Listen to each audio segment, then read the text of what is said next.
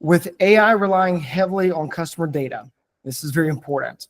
What ethical considerations should CS leaders prioritize when implementing AI solutions?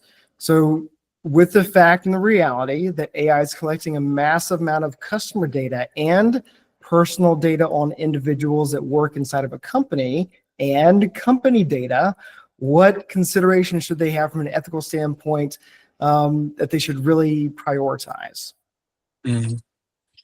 We definitely need human oversight of AI processes, and that is a job that everyone has to do at the moment. So we cannot expect, and you know this when you use ChatGPT or any other chat box or whatever, you cannot fully trust this, and this is quite important as well. So you need to make sure for yourself you really have a human oversight of everything that is being touched on or being in relation with AI. So, but there are more serious things, as you mentioned. You know, you need to proactively, I think, touch upon how you use AI-generated data, or how you deal with data that come from clients and that you are using to gain more information about. That's quite important.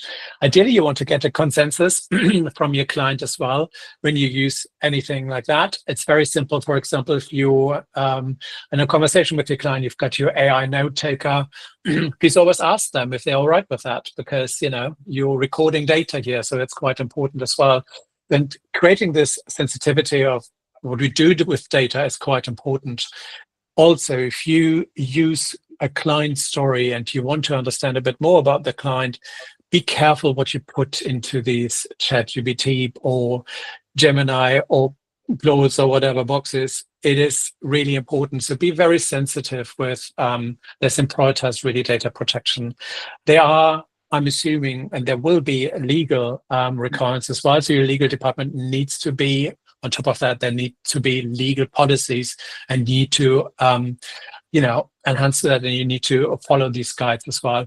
Often, what I saw at 2 other clients is there were not legal policies in place at the moment, so people in these organizations were not allowed at all to use any AI tools, which makes sense at some point. So really adhere to these policies as well.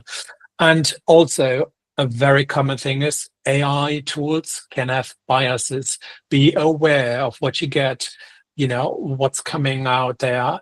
Do you sense a bias towards a specific segment of your client or whatever? So it's really, really important. So I think establishing accountability for AI-driven decisions is really important. And at the moment, it's everybody's job.